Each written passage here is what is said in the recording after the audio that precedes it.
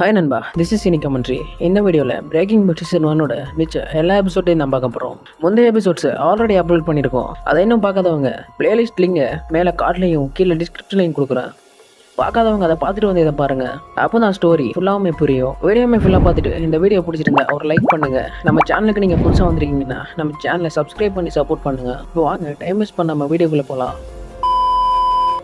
Episode 4 லாஸ்ட்டில் வால்டரும் ஜெஸியும் கோவத்தில் சண்டை போட்டு விரிஞ்சிருப்பாங்க. அதோட வால்டர் வெயிட் செஞ்சு எல்லா மெத்துமே காலியாயிருச்சு.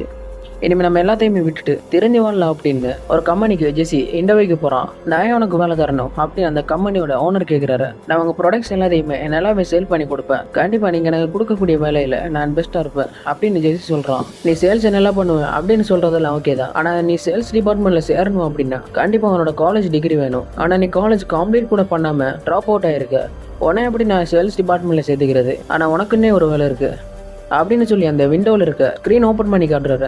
அங்கே வெளியில் அட்வர்டைஸ்மெண்ட் பண்ணுறதுக்கு காமெடியாக ட்ரெஸ் போட்டுட்டு ஒருத்தர் நிற்கிறான் பார்த்தியா? அவங்க கூட நீயுமே சேர்ந்து வெளியில் காமெடி ட்ரெஸ் போட்டுட்டு வெளியில் வர கஸ்டமர்ஸ் அட்ராக்ட் பண்ணலாம். உனக்கு ஓகே நான் சொல்லு, வேலை போட்டு கொடுக்குறேன் அப்படின்னு ஜெஸியை நக்கல் அடிக்கிற மாதிரி பேசுகிறாரு.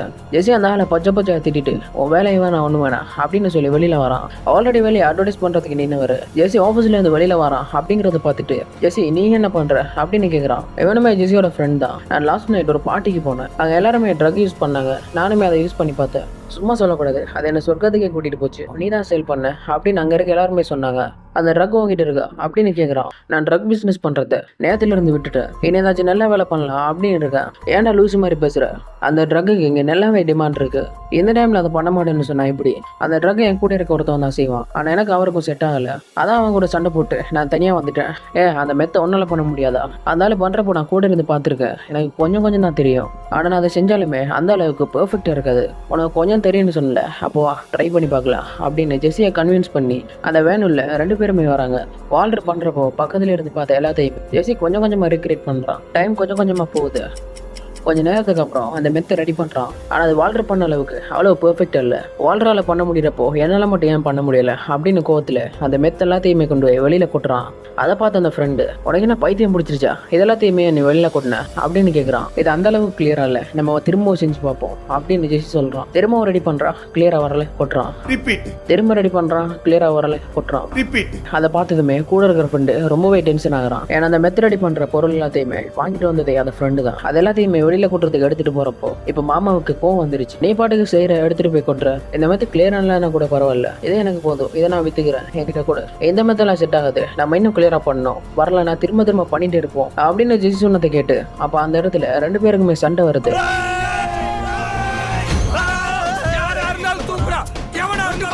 ஜெஸி அங்க இருக்க சொல்யூஷன் எல்லாத்தையும் எடுத்து அவன் மூஞ்சிலையும் ஊத்துறான். அவனை அடிச்சு அந்த வேன்ல இருந்து வெளியில போட்டு வண்டி எடுத்து அங்கிருந்து கிளம்பிடுறான். அங்க சீனை கட் பண்ணா இங்க வால்டரும் ஸ்கைலரும் ஒரு பர்த்டே பார்ட்டிக்கு வந்திருக்காங்க. அது வால்டரோட பழைய ஃப்ரெண்டான எலையட் அப்படிங்கிற ஒருத்தரோட பர்த்டே பார்ட்டி. வால்டர் வாங்கிட்டு எலையட்டும் சேர்ந்துதான் ஒரு கம்பெனியை ஸ்டார்ட் பண்ணிருக்காங்க. ஸ்டார்டிங்ல அந்த கம்பெனி சரியாவே போகல. அதில் அந்த கம்பெனியில இருக்க வால்டரோட ஷேர் எல்லாத்தையுமே கம்மி காசுக்கு வித்துட்டு அந்த கம்பெனில இருந்து வெளியில வந்திருக்காரு. ஆனா இவர் வெளியில வந்து கொஞ்ச நாளைக்கு அப்புறம் அந்த கம்பெனி கொஞ்சமா டெவலப் ஆகி இப்போ மந்த்லி $1 மில்லியன் அதுக்கும் மேல இன்கம் வர கம்பெனியா இருக்கு. வால்டர் அந்த ஷேரை விற்காம இருந்திருந்தா இந்த கதையை நடந்திருக்காது. அங்க எல்லாரும் எலையட்க்கு பர்த்டே கிஃப்ட் கொடுக்குறாங்க. அப்போ வால்டருமே ஒரு கிஃப்ட்டை கொடுக்குறாரு. அதை எலையட்டுமே பிரிச்சு பாக்குறாரு. அந்த கிஃப்ட் உள்ள ஒரு நூடுல்ஸ் பேக்கெட் இருக்கு. அதை பார்த்துட்டு எல்லாரும் இதெல்லாம் ஒரு கிஃப்டா அப்படின்னு கேலி பண்ணி சிரிக்கிறாங்க. ஆனா அந்த எலையட் அந்த நூடுல்ஸ் பேக்கெட்டை பார்த்துட்டு ரொம்பவே எமோஷனல் ஆகிறாரு. நானும் வால்டரும் இந்த கம்பெனியை ஸ்டார்ட் பண்றதுக்கு நிறையவே உழைச்சிருக்கோம். தூக்கம் இல்லாம சாப்பாடு இல்லாம ரொம்பவே கஷ்டப்பட்டோம். அப்போ அந்த டைம்ல எங்களோட சாப்பாடு இருந்தது இந்த நூடுல்ஸ் பேக்கெட் தான். இந்த கிஃப்ட்டை நான் மறக்கவே மாட்டேன் அப்படின்னு எலையட் சொல்றாரு. அப்படியே 2 பேரும் அங்க இருக்க சோஃபால உட்காந்து பணச்சு விட்டு பேசிட்டு இருக்காங்க. பேசாம நீ நம்ம கம்பெனிக்கு திரும்பி வந்துரு, உனக்கு நிறையவே எக்ஸ்பீரியன்ஸ் இருக்கு, நிறையவே நாலேஜும் இருக்கு, அதை நீ சும்மா வேஸ்ட் பண்ணிட்டு இருக்க. இப்போதைக்கு என்னால அந்த கம்பெனில வந்து வேலை பார்க்க முடியாது, எனக்கு நிறையவே பர்சனல் ப்ராப்ளம் இருக்கு. நான் கேள்விப்பட்டேன் உனக்கு கேன்சர் இருக்குன்னு. கம்பெனியாலே இன்சூரன்ஸ் கிளைம் பண்ணி தர, நீ கம்பெனில மட்டும் ஜாயின் பண்ணு, கேன்சர் நேரம் வரைக்கும் நீ கம்பெனிக்கு வரக்கூட தேவையில்லை அப்படின்னு எலையட் கேட்கிறாரு. நான் வீட்டுல போய் எல்லாருக்கிட்டையும் பேசிட்டு யோசிச்சு சொல்றேன் அப்படின்னு சொல்லிட்டு அங்க இருந்து ஸ்கைலர் வால்டரும் கிளம்புறாங்க. அப்போ ஸ்கைலர் கிட்ட எனக்கு கேன்சர் இருக்கிறது எல்லாத்தையுமே உங்ககிட்ட ஏன் சொன்னேன், ஒரு ஃபுல்லா சொல்லிட்டு தெரியுத, உனக்கு என்னதான் ப்ராப்ளம் அப்படின்னு கேட்கவும் அவர் அங்க பெஸ்ட் ஃப்ரெண்ட் தானே, அதால சொன்னேன் நீங்க ப்ரொஃபஸர் வேலையை விட்டுட்டு அந்த கம்பெனிலே போய் ஜாயின் பண்ணுங்க, உங்களுக்கு ட்ரீட்மெண்ட் பண்ண அது ரொம்பவே ஹெல்ப்ஃபுல்லா இருக்கும்ல அப்படின்னு ஸ்கைலர் கேட்கவும் நான் நிறைய வாட்டி சொல்லிட்டேன், இப்போவுமே சொல்றேன், எனக்கு இந்த கேன்சருக்கு ட்ரீட்மெண்ட் எடுக்கிற ஐடியாவே இல்லை, நீங்கள் ட்ரீட்மெண்ட் எடுக்கிற வரைக்கும் நான் உங்ககிட்ட பேசவே மாட்டேன் அப்படின்னு ஸ்கைலர் கோவப்படுறாங்க. அடுத்த நாள் காலையும் ஆகுது. எல்லாருமே அங்கே இருக்க டைனிங் டேபிளில் சாப்பிட்டுட்டு இருக்காங்க. அப்போ கூட ஸ்கைலரும் வால்டரும் பேசிக்கவே இல்லை. அங்கே சீனை கட் பண்ணி வால்டரோட பையன் ஜூனியரை காட்டுறாங்க. அவங்க ஃப்ரெண்ட்ஸ் எல்லாரும் சேர்ந்து நைட் பார்ட்டிக்கு சரக்குவங்கள அப்படின்னு பிளான் பண்ணியிருக்காங்க. ஆனால் இவங்க யாருக்குமே ஏஜ் பார் ஆகலை. அதில் அங்கே இருக்க கடையில் ஒயின் வாங்கவே முடியாது. அப்போ அந்த டைமில் அங்கே ஒரு பர்சன் வராரு. அவர்கிட்ட ஜூனியர் போய் நாங்கள் நைட் பார்ட்டி பண்ணலான் இருக்கோம், எங்களோட சரக்கு வாங்க முடியல, நீங்கள் வாங்கி தருவீங்களா அப்படின்னு கேட்குறான். ஆனால் ஜூனியர் போய் கேட்டது ஒரு போலீஸ் ஆஃபீஸர் கிட்ட. அவரோட ஐடியா எடுத்து காட்டவும் அவங்க பின்னாடி இருக்க ஃப்ரெண்ட்ஸ் எல்லாருமே அங்கேருந்து ஓடியே போயிடுறாங்க. இந்த விஷயம் ஹேங்குக்கு தெரிய வர அவர் எப்படியோ ஜூனியரை காப்பாற்றிடுறாரு. ஜூனியர் சரக்கு வாங்க போய் போலீஸ் கிட்ட மாட்டினது ஹேங் ஸ்கைலர் கிட்டேயுமே சொல்லிடுறாரு. அவன் பையன் வீட்டுக்குள்ளேயே ட்ரக்ஸ் யூஸ் பண்ணுறான். இப்போ ஓப்பனாகவே கடைக்கு முன்னாடி போய் வாரவங்க கிட்ட சரக்கு வாங்கி கொடுக்க முடியுமா அப்படின்னு கேட்குறான். என் பையன் ட்ரக்ஸ் எல்லாம் யூஸ் பண்ணுறதே இல்லையே அப்படின்னு ஸ்கைலர் சொன்னதை கேட்டு, நீ தான் ட்ரக்ஸ் யூஸ் பண்ணா நடக்கக்கூடிய சிம்டம்ஸ் எல்லாத்தையுமே என்கிட்ட கேட்டேன். லாஸ்ட் அது ஸ்டோரிக்குன்னு சொல்லி மழுப்புனீங்க, அது உன் பையன் தான் அப்படின்னு எனக்கு தெரியும் அப்படின்னு சொல்லவும், இல்லை ட்ரக்ஸ் யூஸ் பண்ணுறது ஜூனியரில் வால்டர் தான், அவர் தான் கொஞ்ச நாளாக ஒரு மாதிரியாக நடந்துக்கிறாரு, அதான் நான் உங்ககிட்ட கேட்டேன். ஆனால் வால்டர் இப்போ ட்ரக்ஸ் எல்லாத்தையும் விட்டுட்டாரு. எப்போ இருக்க பெரிய ப்ராப்ளம் அவரை ட்ரீட்மெண்ட் பண்ணுறதுக்கு ஒத்துக்க வைக்கணும் அப்படின்னு இவங்க பேசிட்டு இருக்கிறப்போ அந்த இடத்துக்கு வால்டர் வைட்டுமே வராரு. வால்டர் அங்கே இருக்க சோஃபாவில் உட்கார வச்சு ஒருத்தர் மாற்றி ஒருத்தரை கன்வின்ஸ் பண்ண ஸ்டார்ட் பண்ணுறாங்க. நான் ட்ரீட்மெண்ட் பண்ணாலும் என்னோட கேன்சர் கியூர் ஆகுமா அப்படிங்கிறது சந்தேகம் தான். கியூர் ஆகாம நான் செத்துட்டேன்னா அதுக்கும் சேர்த்து என் குடும்பம் தான் கஷ்டப்படணும் அந்த கடன் அடைக்கிறதுக்கு. வால்டர் சொல்கிறது ஸ்கைலருக்குமே புரியுது. ஆனால் ட்ரை பண்ணியாச்சு பார்க்கலாமே அப்படிங்கிற ஒரு தோட்டமே இருக்குது. ஸ்கைலர் ரொம்பவே கஷ்டப்படுறாங்க. அவங்க சாப்பிட கூட இல்லை. வால்டருக்குமே ஸ்கைலர் அப்படி பார்க்குறது ரொம்பவே கஷ்டமாக இருக்குது. சரி உனக்காக வாச்சு நான் அந்த ட்ரீட்மெண்ட் பண்ண ஒத்துக்கிறேன் அப்படின்னு ஸ்கைலர் கிட்ட சொல்கிறாரு. ஸ்கைலர் கதை கேட்டதுமே ரொம்பவே சந்தோஷமாக இருக்கு. அடுத்த நிமிஷமே கேன்சருக்கான ட்ரீட்மெண்ட்டுமே ஸ்டார்ட் ஆகுது. பணமுமே ரொம்பவே அதிகமாகவே செலவாகுது. கொஞ்சம் கொஞ்சமாக அவங்களோட கடனுமே அதிகமாகிட்டு இருக்கு. இந்த கடன் எல்லாத்தையுமே அடைகிறதுக்கு நம்ம குடும்பம் ரொம்ப கஷ்டப்படலாம். எதுக்கு ஏதாச்சும் ஆல்டர்னேட்டிவ் பிளான் பண்ணணும் அப்படின்னு யோசிச்சுட்டு அங்கே இருக்க காரில் இருக்கிறப்போ வால்டரோட ஃபோனுக்கு ஒரு கால் வருது. அதில் எலையனோட ஒய்ஃப் தான் பேசுகிறாங்க. அதான் பர்த்டே பார்ட்டிக்கு போனாங்கல்ல அவரோட பெஸ்ட் ஃப்ரெண்ட், அவரோட ஒய்ஃப் தான். இவங்களுமே வால்டர் கூட காலேஜில் படித்தவங்க. எலைய ட்ரீட்மெண்ட்டுக்கு காசு தரான் அப்படின்னு சொன்னப்போ, நீ வேணான்னு சொன்னியாமே ஏன் அப்படி சொன்ன அப்படின்னு கேட்கவும், எலையிட்ட என்கிட்ட கேட்டது எனக்கு ரொம்பவே சந்தோஷமாக இருந்துச்சு. ஆனால் இப்போ கூட எந்த ப்ராப்ளமுமே இல்லை, நான் ட்ரீட்மெண்ட்டுக்கு போயிட்டு தான் இருக்கேன், நீ ஒன்றுமே வரி பண்ணாத அப்படின்னு வால்டர் சொல்கிறாரு. பணத்தை ரெடி பண்ணுறதுக்கு லாஸ்ட்டு ஒரே ஒரு வழி தான் இருக்கு. ஜெஸியோட வீட்டுக்கு வால்டர் வராரு. வால்டர் வாயிட்ட போல ஜெஸியுமே மித்த பண்ணலாம், ரொம்பவே கிளியராக பண்ணலாம் அப்படின்னு நிறைய வாட்டி ட்ரை பண்ணிட்டு இருந்திருக்கான். ஆனால் அவனால் அதை பண்ணவே முடியலை. ஜெஸிக்கு வால்டர் மேலே ரொம்பவே கோவம் இருக்கு. ஆனால் வேற வழியுமே இல்லை. வால்டர் ஜெஸியை கன்வின்ஸ் பண்ணுறாரு. ஜெஸியுமே ஒத்துக்கிறான். இப்போ ரெண்டு பேரும் சேர்ந்து திரும்பவுமே அந்த மெத்த பண்ணுறதுக்கு ஆரம்பிக்கிறாங்க. வால்டர் அந்த வேனில் வந்து பார்க்குறாரு. அங்கே இருக்க பொருள் எல்லாமே களைஞ்சு படி கிடக்கு. வால்டருக்குமே புரியுது ஜெஸி நம்மள மாதிரியே மித்த பண்ண ஸ்டார்ட் பண்ணியிருக்கான்னு. சேரவலை நான் பார்க்குறேன், விற்கிறவலை மட்டும் நீ பாரு அப்படின்னு ஜெஸிக்கிட்ட சொல்கிறாரு. லேபில் மெத்து பண்ணுறதுக்கு தேவையான சாமான் எல்லாத்தையும் ரெடி பண்ணிவிட்டு வால்டர் ஹாஸ்பிட்டலுக்கு வராரு. அங்கே வந்து கீமோதெரப்பியும் எடுத்துக்கிறாரு. வால்டர் கேன்சர்லேருந்து கியூர் ஆயிடுவார் அப்படின்னு ஸ்கைலர் ரொம்பவே நம்புகிறாங்க. ஸ்கைலர் நினச்சிட்டு இருக்காங்க எலையட் தான் ட்ரீட்மெண்ட் பண்ணுறதுக்கு வால்டருக்கு ஹெல்ப் பண்ணிட்டு இருக்காங்க அப்படின்னு. அடுத்த நாள் ஸ்கூலுக்கு போகிறாரு. அங்கே இருக்க பசங்களுக்கு பாடமே ஸ்டார்ட் பண்ணுறாரு. ஆனால் வால்டரில் டீச் பண்ணுறதுக்கு சுத்தமாகவே முடியலை. அவரோட வாயிலிருந்துலாம் பிளட் வருது. எப்படி அங்கே கிளாஸை முடிச்சுட்டு வேணா ஊருக்கு வெளியில் எடுத்துகிட்டு போய் மெத்த பண்ணுறதுக்குமே ஸ்டார்ட் பண்ணுறாங்க. மெத்த செய்கிறப்ப கூட வால்டரால் சுத்தமாக நிற்க முடியலை, மூச்சு கூட விட முடியலை. மெத்த செஞ்சு முடிச்சுட்டு அங்கேருந்து வெளியில் வந்து மாஸ்க் எல்லாத்தையுமே கழட்டி போட்டு நிம்மதியாக மூச்சு விட்டுறாரு. அப்போ ஜெஸி வால்டரோட வயிற்றுல இருக்க டாக் ஸ்பாட் எல்லாத்தையுமே நோட் பண்ணுறான். கேன்சர் இருக்கவங்களுக்கு அவரோட வயிறு ஃபுல்லாகவுமே கருத்த கலரில் டாட் டாட்டாக இருக்கும். இது ஜெஸியோட ஆண்டிக்குமே ஒரு டைமில் இருந்திருக்கு. என் ஆண்டிக்கு கேன்சர் இருந்தது, அதால் அவங்களோட வயிற்றுல எப்படி இருந்துச்சு, உன் வயிற்றுல எப்படி இருக்கு, உனக்குமே கேன்சர் அப்படின்னு வால்டர் கிட்ட ஜெஸி கேட்கவும், ஆமாம் எனக்கு கேன்சர் இருக்கு அப்படின்னு வால்டர் ஒத்துக்கிறாரு. அப்போ நீ சீக்கிரமாகவே செத்துருவியா, சாகிறதுக்கு முன்னாடி அந்த ஃபார்முலாவை என்கிட்ட சொல்லிட்டு போ. அது இருக்கட்டும், உன் ஆண்டிக்கு கேன்சர்னு சொன்னீங்க, அவங்க இப்போ எங்கே இருக்காங்க அப்படின்னு கேட்கவும், அவங்க கொஞ்ச நாள் ட்ரீட்மெண்ட் எடுத்துகிட்டு இருந்தாங்க. அப்போ அவங்க கன்ஃபார்மாக பொழிச்சிருப்பாங்கல்ல. நானுமே அப்படி தான் நினச்சேன். ஆனால் கடைசியில் பரிதாபமான நிலையில் செத்து கிடந்தாங்க. ஒரு வழியாக மெத்தையுமே செஞ்சு முடிச்சிட்டாங்க. ஜெஸி அந்த மெத்தெல்லாத்தையும் எடுத்துகிட்டு போய் ஊர் ஃபுல்லாக டிஸ்ட்ரிபியூட் பண்ணுறான். அதில் கிடச்ச பணத்தை வால்டர் கிட்ட வந்து கொடுக்குறான். கூட புதுசாக ஒரு செல்ஃபோன் வாங்கிட்டு வந்து கொடுத்துருக்கான். இதில் எவ்வளோ பணம் இருக்கு அப்படின்னு வால்டர் கேட்கவும், $2300 இருக்கு அப்படின்னு சொல்கிறான். நமக்கு இந்த காசு சுத்தமாக பத்தாது, காசு ரொம்பவே கம்மியாக இருக்குது. நானும் இதை வாங்கிட்டு சொல்லலான்னு தான் நினச்சேன். பாக்கெட்டாக பண்ணி ஒவ்வொருத்தங்கிட்ட விற்கிறது நமக்கு செட்டே ஆகாது. அது நம்ம நிறைய மெத்த பண்ணி அதை லம்பாக விற்க ஸ்டார்ட் பண்ணோம். அதை பெரிய ஒரு ட்ரக் மாஃபியா கிட்ட விற்றுடலாம். சரி, அப்படி நம்ம அந்த மெத்த பண்ணாலும் அதை யாருக்கிட்ட விற்கிறது, நம்ம ஆல்ரெடி இருந்த கிரேசியுமே கொண்டுட்டோம் அப்படின்னு வால்டர் கேட்டதுக்கு, கிரேசி சேர்த்தா பரவாயில்ல, அவனுக்கு மேலே ஒருத்தர் இருக்கான், அவன் ரொம்பவே மோசமானவன், அவனோட பேர் டூக்கோ, நம்ம விற்கணும்னா அவன் மனசு வச்ச மட்டும்தான் விற்கலாம் அப்படின்னு சொல்லவும், சரி அப்போ நீ போய் டூக்கோ போய் பாரு, அவங்ககிட்ட நம்ம ட்ரக்ஸ் எல்லாத்தையுமே வித்துறேன். அந்த டூக்கோ தெரியாதவங்க கிட்ட இருந்துடலாம் ட்ரக்ஸ் வாங்க மாட்டான். ட்ரக்ஸ் வாங்கிக்கிறீங்களா அப்படின்னு நான் போய் கேட்டேன். ஏன்னா அந்த இடத்துல என் போட்டு தள்ளிடுவான். நீ இப்போ கொஞ்சம் ரிஸ்க் எடுத்தனா நம்ம நல்லா காசு பார்க்கலாம், நீ டூக்கோ கிட்ட போய் பேசு அப்படின்னு வால்டர் சொல்கிறாரு. இங்கே ஹேங் அவர் கண்டுபிடிச்ச அந்த மாஸ்க்கை வச்சு வால்டர் வேலை பார்க்குற அந்த ஸ்கூலில் தான் அந்த மாஸ்க்கை யூஸ் பண்ணிட்டு இருக்காங்க. ஒரு க்ளோவுமே கண்டுபிடிக்கிறாரு. ஹேங் ஸ்கூலுக்கு வரதை பார்த்து வால்டருக்கு கை காலெல்லாம் நடுங்குது. வால்டருக்கு அந்த மாஸ்க்கை பார்த்து எல்லாத்தையுமே சொல்லி, இந்த மாஸ்க் இந்த ஸ்கூலில் இருக்க யாரோடதும் நான் யூஸ் பண்ணியிருக்கான், அது யாருன்னு உனக்கு ஏதாவது ஐடியா இருக்கா அப்படின்னு கேட்கவும் வால்டருக்கு ஒரு யோசனை வருது. அந்த ஸ்கூலில் வேலை பார்க்குற ஒருத்தர் ஆல்ரெடி நிறைய டைம் ட்ரக்ஸ் கேஸில் அரெஸ்ட் ஆயிருக்கு, ஒருவேளை அவனா இருக்குமோ அப்படின்னு வால்டர் சொல்லவும் ஹேங் அதை கேட்டு அவனையும் போய் அரெஸ்ட் பண்ணுறாரு. எந்த வாட்டி நம்ம தப்பிச்சிட்டோம், ஆனால் இன்னும் எத்தனை நாளைக்கு இப்படி பயந்துருங்கிறது அப்படின்னு வால்டர் ரொம்பவே டென்ஷன் ஆகுற. எங்க ஜெஸி வால்டர் சொன்னதை கேட்டு அந்த டியூக்கோ கிட்ட பிஸ்னஸ் பேசுறதுக்கு போகிறான். கூட ஜெஸியோட ஃப்ரெண்ட் ஒருத்தனுமே வரான். அந்த மெத்தெடுத்து டியூக்கோ கிட்ட கொடுக்கவும் அவனுக்கு ரொம்பவே ஆச்சரியமா இருக்கு. இந்த மெத்தனை இவ்வளோ கிளியராக இருக்கு, இதை யார் பண்ணா அப்படின்னு கேட்கவும், இது பார்க்கறதுக்கு மட்டும் கிளியர் கிடையாது, அதை நீ யூஸ் பண்ணனா அவனை சொர்க்கத்துக்கே கூட்டிட்டு போவோம் அப்படின்னு ஜெஸியோட ஃப்ரெண்ட் சொல்லவும் அந்த டியூக்கோவுமே அதை யூஸ் பண்ணுறான். டியூக்கோ கொஞ்ச நேரத்தில் சொர்க்கத்தையே காட்டிருச்சு அந்த மெத்.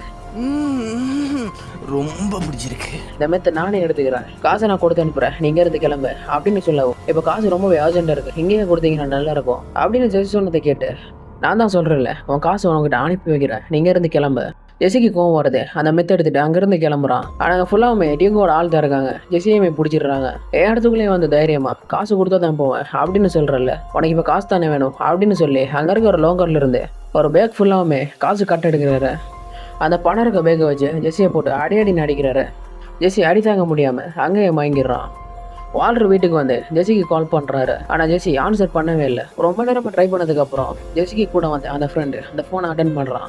யார் நீ, இது ஜெஸியோட ஃபோன் ஆச்சு அப்படின்னு வால்டர் கேட்கவும், ஜெஸியால் இப்போ பேச முடியாது, அவன் ஹாஸ்பிட்டலில் இருக்கான் அப்படின்னு அவன் சொல்லவும், அவனுக்கு என்னாச்சு அப்படின்னு கேட்குறாரு வால்டர். அவன் நடந்த எல்லாத்தையுமே சொல்லி எந்த ஹாஸ்பிட்டலில் இருக்கான் அப்படிங்கிறதையுமே சொல்லிடுறான். வால்டருமே ஜெஸி ஹாஸ்பிட்டலில் வந்து பார்க்குறாரு. ஜெஸி அங்கே பெட்டில் அன்கான்சியஸாக இருக்கான். அங்கே ஜெஸியும் பார்த்து வீட்டுக்கு வந்து வால்டர் பாத்ரூமில் குளிச்சிட்டு இருக்காரு. அவர் குளிச்சிட்டு இருக்கிறப்போ அவர் தலையிலிருந்து ஒத்துக்கத்தா முடி கொட்ட ஆரம்பிக்குது. யூஸ்வலாக கேன்சர் பேஷண்ட் நல்லா இருக்குமே, உங்களோட முடி கொஞ்சம் கொஞ்சமாக கொட்ட ஆரம்பிக்கும். கொஞ்சம் கொஞ்சமாக முடி கொட்டுறதுக்கு மொட்டையை அடிச்சிடலாம் அப்படின்னு வால்டர் மொட்டையை அடிச்சுட்டு அவரோட கெட்டமே சேஞ்ச் பண்ணுறாரு. வால்டர் அந்த லுக்கில் பார்த்துட்டு ஸ்கைலர் ரொம்பவே ஷாக் ஆகுறாங்க. அப்பாய் மாதிரி இருந்துட்டு இப்போ மொட்டை அடிக்கையுமே ரொம்பவே டிஃப்ரெண்ட் இருக்காரு. இன்னொரு பேக்கெட் மெத்தை எடுத்துட்டு அந்த டியூக்கோட இடத்துக்குமே போகிறாரு. டியூக்கோ அந்த மெத்தை வாங்கி பார்த்துட்டு, இதே மாதிரி ஒரு மெத்தை தான் நேற்று ஒரு பையன் கொண்டு வந்தான்ல, உன் பேர் என்ன அப்படின்னு கேட்குறான். வால்டர் அவரோட உண்மையான பேரை சொல்லாமல் இப்போ லெஜெண்டரி நேமாக மாறின ஹைசன்பர்க் அப்படின்னு சொல்கிறாரு. ரொம்பவே வித்தியாசமான பேர் தான். இந்த மெத்தை உனக்கு எங்கேருந்து கிடைச்சிது? இதை நானே கிரியேட் பண்ணேன், இது என்னோட ஆன் ஃபார்முலா. அது இருக்கட்டும், நேற்று என் ஆளும் மெத்துக்கான காசு வாங்க வந்தப்போ அவனை நீ அடிச்சு அனுப்பியிருக்க. ஆமாம், நான் தான் அடித்தேன். இப்போ என்ன அதுக்கு? அவனை ஒரு பண மூட்டையில தான் அடித்தேன். அந்த பண மூட்டை இப்பவும் என்கிட்ட இருக்கு. அதில் உனக்கும் மேடி வாங்க ஆசை இருக்கா அப்படின்னு கேட்குறான். எனக்கு கோவப்படுத்தாம அந்த மெத்துக்கான காசை நீ கொடுத்துட்டேன்னா நான் இங்கிருந்து ஒன்றுமே பண்ணாம போயிடுவேன் அப்படின்னு வால்டர் சொன்னதை கேட்டு அந்த டியூக்கோ சிரிக்கிறான். எதுவுமே பேசி பிரயோஜனம் இல்லை அப்படின்னு நினைச்சு அவர் கொண்டு வந்து ஒரு மெத்துல இருந்து ஒரு சின்ன பீஸ் எடுக்கிறாரு. அதை மேல இருக்க சீலிங்ல ரொம்பவே ஃபோர்ஸ் அறியவும் இந்த இடமே வெடிச்சு செதறுது. வால்டர் கையில வச்சிருந்தது ஒரு மெத்தே இல்லை, ஒரு பெரிய ஒரு பாம்பையை சின்ன சைஸ்ல ரெடி பண்ணி அந்த மெத்த கூடவே கொண்டு வந்துருக்காரு. அந்த ஒரு பீஸ் மட்டும் இல்ல, அங்க இருக்க மெத்து பாக்கெட் ஃபுல்லாவுமே அந்த பாம்பு தான் இருக்கு. ஒரு சின்ன பீஸுக்கு எப்படி வெடிச்சிச்சுன்னு பார்த்தல, மொத்தமா தூக்கி போட்டேன்னா இந்த இடமே செதறிடும். வேற வழியே இல்லாம டியூக்கோ அந்த காசு மூடி எடுத்து வால்டர் கிட்ட கொடுக்குறான். அங்கிருந்து காசை வாங்கிட்டு வால்டர் மாசம் நடந்து வந்துட்டு இருக்காரு. சின்ன பசங்க மேலே எல்லாம் பயந்து இருந்த வால்டர் இப்போ எவ்வளவு பெரிய கேங்க இருந்தாலும் ஒத்தையா போய் சம்பவம் பண்ணிட்டு வராரு. எதுக்கு அப்புறத்துல இருந்து வால்டரோட கேரக்டரே டோட்டலாவே சேஞ்ச் ஆகும். நேராக ஜெஸியோட வீட்டுக்கு போறாரு. ஜெஸியோட வீட்டை வாங்குறதுக்கு கொஞ்சம் பேர் அவனோட வீட்டு வெளியில நிற்கிறாங்க. ஜெஸி அந்த வேன்ல தான் படுத்துட்டு இருக்கான். என்ன அவன் வீட்டை விற்க போறியா அப்படின்னு வால்டர் கேட்டதுக்கு, இனிமே இந்த ட்ரக்ஸ் எல்லாம் விற்று என்னால் யார்கிட்டையும் அடி வாங்க முடியாது, இந்த வீட்டை வித்துட்டு ஏதாச்சும் நல்ல ஒரு வேலை பார்க்கலாம் அப்படின்னு இருக்கு. என்ன லாஸ்ட் டியூக்கோ கிட்ட வாங்கின அடி அப்படி. அப்போ வால்டர் அவரோட பாக்கெட்ல இருந்து கட்டுக்கட்ட காசு எடுத்து ஜெஸி கிட்ட கொடுக்குறாரு. எவ்வளோ பணம் வாங்கிட்டு எப்படி வந்துச்சு? டியூக்கோ தான் கொடுத்தான். அவன் அவ்வளோ சீக்கிரமா யார்கிட்டையுமே காசு கொடுக்க மாட்டேன்னு வாங்கிட்டு எப்படி தந்தான்? அவங்கள்ட்ட காசு வாங்குறது அவ்வளோ கஷ்டமா இல்லை. அது மட்டும் இல்லாமல் புதுசாக நான் அவங்ககிட்ட ஒரு பிஸ்னஸுமே பேசிட்டு வந்திருக்கேன். ஒவ்வொரு வாரமுமே நம்ம 2 பவுண்ட் மெத்தை தயார் பண்ணணும். ஒரு பவுண்ட் மெத்துக்கு $30,000 டியூக்கோ தரேன்னு சொல்லியிருக்கான். ஏன்னா அவ்வளோ ஈஸியாக சொல்கிறேன். அவ்வளோ மெது செய்யணும்னா நமக்கு நிறையவே பொருள் தேவைப்படும். அதுவும் முக்கியமாக சூடங்கிற பொருள் நம்மக்கிட்ட அதிகமாகவே தேவைப்படும். நம்மளால் அதை இங்கே இருக்க கடையில் கொஞ்சம் கொஞ்சமாக தான் வாங்க முடியும். 2 பவுண்டுக்கு மெது செய்கிற அளவுக்கு நம்ம சூடம் வாங்கணும்னா நம்மளை சந்தேக கேஸில் போலீஸ் பிடிச்சிருவாங்க. ஒவ்வொரு கடையிலையும் கொஞ்சம் கொஞ்சம் வாங்கினாலும் நம்ம அந்த நாட்டையை சுற்றி வரணும், அவ்வளவு தேவைப்படுது. ஜெஸ்ஸி சொல்றது வால்டருக்குமே புரியுது. முதல்ல கொஞ்சம் ஒரு 1/2 பவுண்டுக்கு மெத்து ரெடி பண்ணி அதை கொண்டு போய் டூக்கா கிட்ட கொடுக்குறாங்க. 2 பவுண்டு மெத்து தரேன்னு சொல்லிட்டு ஏன் 1/2 பவுண்டு தந்திருக்கேன், இப்போதைக்கு இந்த 1/2 பவுண்டை வச்சுக்கோ, இதுக்கான காசை மட்டும் கூட அடுத்த வாடி பார்க்குறப்போ மிச்ச மெத்தை கொடுத்துட்றேன் அப்படின்னு வால்டர் சொல்றாரு. சாரி, ஹைசன்பர்க் சொல்றாரு. இந்த மெத்தோட பணம் $17,500.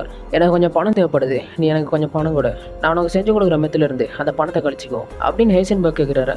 டியூகோமை யோசிச்சுட்டு அந்த காசை கொடுக்குறான். அடுத்த வாட்டி நம்ம சந்திக்கிறப்போ எனக்கு நீ 2 பவுண்டு மெத்து கொடுக்கணும். 2 பவுண்டு என்ன, அடுத்த வாட்டி நான் உனக்கு 4 பவுண்டு செஞ்சு தரேன் அப்படின்னு வால்டர் சொன்னதை கேட்டு ஜெஸ்ஸிக்கு ஒன்றுமே புரியலை. 2 பவுண்டு செய்யறதுக்கு அவ்வளோ சூடு நமக்கு தேவைப்படும், அதில் 4 பவுண்டுனா எப்படி செய்யறது அப்படின்னு வால்டர் கிட்ட வீட்டுக்கு வந்து கேட்குறான். இந்த தடவை நான் மெத்து செய்யறதுக்கான ஃபார்முலாவை டோட்டலாகவே சேஞ்ச் பண்ணுறேன். இந்த ஃபார்முலாவில் நமக்கு மெத்து செய்யறதுக்கு சூடாக தேவைப்படாது. நான் இப்போ அந்த ஃபார்முலா உனக்கு எழுதி தரேன், நீ அதுக்கு தேவையான சாமானை போய் ஃபாஸ்ட்டாக வாங்கிட்டு வா அப்படின்னு சொல்கிறாரு. ஜெஸ்ஸி அந்த பேப்பரை வாங்கி படிச்சு பார்க்குறான். அவனுக்கு சுத்தமாக ஒன்றுமே புரியலை. கடைக்காரங்க நீங்கள் எதுக்கு வாங்குறீங்க அப்படின்னு கேட்டேன்னா நான் என்ன சொல்கிறது, இதில் இருக்கிறது என்னால் படிக்க கூட முடியலை, எப்படியாச்சும் ஏதாவது சொல்லி சமாளிச்சு நீ கடையிலிருந்து வாங்கிட்டு வா அப்படின்னு சொல்கிறாரு வால்டர். வால்டரை விட்டு ஒரு கெட்டுக்கதை நடக்குது. ஏன்னா ஸ்கைலர் ப்ரெக்னென்ட் இருக்காங்கல்ல, அதுக்காக அந்த கெட்டுக்கத்தரில் ஒரு வீடியோவும் எடுக்கிறாங்க. அதில் வால்டரோட அந்த கெட்டுக்கத்தரில் ஒரு வீடியோவும் எடுக்கிறாங்க. அந்த கேமராவில் வால்டருமே பேச ஆரம்பிக்கிறாரு. அந்த குழந்தைக்கு ஹோலி அப்படின்னு பேர் வச்சுருக்காங்க. நான் பண்ணுறது எல்லாமே உனக்காகவும் இந்த குடும்பத்துக்காகவும் தான். நீ இந்த வீடியோ பார்க்குறப்போ நான் உயிரோடு இருக்கலாம், இல்லாட்டி செத்துமே போயிருக்கலாம். நான் இல்லைனாலும் உங்கள் மேலே நான் எவ்வளோ பாசம் வச்சுருக்கேன் அப்படிங்கிறத மறந்துடாத அப்படின்னு அந்த வீடியோவில் வால்டர் சொல்கிறாரு. அடுத்து அங்கே வந்தவங்க எல்லாருமே ஸ்கைலருக்கு கிஃப்ட் கொடுக்க ஆரம்பிக்கிறாங்க. அதுவும் மாரி ரொம்பவே எக்ஸ்பென்சிவான ஒரு கிஃப்ட்டை கொடுக்குறாங்க. கெட்டுக்கெதரில் முடிச்சுட்டு நைட் ஸ்கைலர் வால்டர் கிட்ட மேரி கொடுத்த அந்த எக்ஸ்பென்சிவான கிஃப்ட்டை பற்றி பேசுகிறாங்க. நம்ம அந்த கிஃப்ட்டை கடையில் கொடுத்துட்டு ரிட்டர்ன் பண்ணிக்கலாம், அந்த காசை வச்சு நமக்கு ஏதாச்சும் தேவைப்படும் அதுக்கு செலவு பண்ணிக்கலாம் அப்படின்னு ஸ்கைலர் சொல்கிறாங்க. வால்டருமே சரின்னு சொல்கிறாரு. அது மட்டும் இல்லாமல் அடுத்த கொஞ்ச நாளைக்கு நான் ரொம்பவே பிஸியாக இருப்பேன், சம்டைம்ஸ் நான் வீட்டுக்கு கூட வர முடியாமல் போவோம். ஸ்கைலர் நிலமுள்ள இருந்ததால் சரின்னு ஒத்துக்குறாங்க. அடுத்த நாள் வால்டர் ஜெஸ்ஸியோட வீட்டுக்கு வராரு. ஜெஸ்ஸி அங்கேயும் தேடி ஜெஸ்ஸி அந்த ஃபார்முலாவுக்கு தேவையான எல்லா பொருளையும் வாங்கி வச்சிருக்கான். வால்டர் எல்லா பொருளும் சரியா இருக்கா அப்படின்னு பார்க்குறாரு. ஆனால் அதில் மெத்தலமைன் அப்படிங்கிற ஒரு பொருள் மட்டும் மிஸ் ஆகுது. மெத்தலமைன் என்னாச்சு, அதே நீ வாங்கலை அப்படின்னு வால்டர் கேட்கவும், நமக்கு தேவையான அளவுக்கு மெத்தலமைன் யாருக்குமே கொடுக்க மாட்டாங்களாம், அப்படி கொடுக்கணும்னா கவர்மெண்டோட பெர்மிஷன் இருக்கணும் அப்படின்னு கடைக்காரங்க சொல்லிட்டாங்க. மெத்தலமைனை திருடி கொடுக்குற ஒரு கும்பல் இருக்காங்க, அவங்க கிட்ட நான் கேட்டு பார்த்தேன். அவனுக்கு மெத்தலமைனுக்கான காசை தாண்டி இன்னும் அதிகமாக $10,000 கேட்குறாங்க. இவங்க கிட்ட வாங்கின பொருளுக்கான காசு எல்லாத்தையும் கழிச்சு கையில் $2,000 மட்டும்தான் இருக்கு.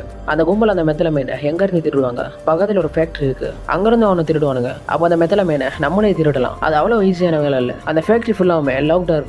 அங்க இருக்க லாக்கரை ஓப்பன் பண்ணணும் அப்படின்னாலும் உடச்சி தான் ஓப்பன் பண்ணணும். உடச்சா அங்க இருக்க ஃபுல்லாவுமே சத்தமா கேட்கும். அதை கேட்ட வால்டர் புதுசா ஒரு ஃபார்முலா போட்டு ஒரு பவுடர் ரெடி பண்றாரு. இந்த பவுடர் போதும் அங்க இருக்க எல்லா பூட்டையும் உடச்சிடலாம், எந்த லாக்கர் இருந்தாலும் ஓப்பன் பண்ணிக்கலாம். சும்மா காமெடி பண்ணாத, இந்த பவுடரை வச்சு எப்படி ஓப்பன் பண்றது அப்படின்னு ஜெஸ்ஸி கேட்கறான். World War II ஜெர்மன்ஸ் ஒரு பெரிய கன்னை வச்சிருந்தாங்க, அதுவும் டன் கணக்குல ஃபுல் அண்ட் ஃபுல் எரிமலான கன். அந்த கன்னை யூஸ் பண்ணி 25 மைல் மேல இருக்க டார்கெட்டை கூட குறிப்பா தடிக்க முடியும். அந்த கன்னை வச்சு ஜெர்மன்ஸ் ரொம்பவே அட்ராசிட்டி பண்ணிட்டு இருந்தாங்க. அவ்வளவு பவர்ஃபுல்லான கன்னையே ஒரு பவுடரை வச்சு காலி பண்ணாங்க. அப்போ யூஸ் பண்ண அந்த பவுடரோட ஃபார்முலாவை தான் இப்போ நான் ரீக்ரியேட் பண்ணியிருக்கேன். இப்போ அந்த பவுடர் என் கையில் இருக்கு, டன் கணக்கில் இருக்கு. அந்த கன்னையே இந்த பவுடர் அசால்ட்டா முடிச்சு விட்டுருச்சு. அந்த ஃபேக்டரியில் இருக்க லோக்கல்லாம் இதுக்கு மேட்டரியல்.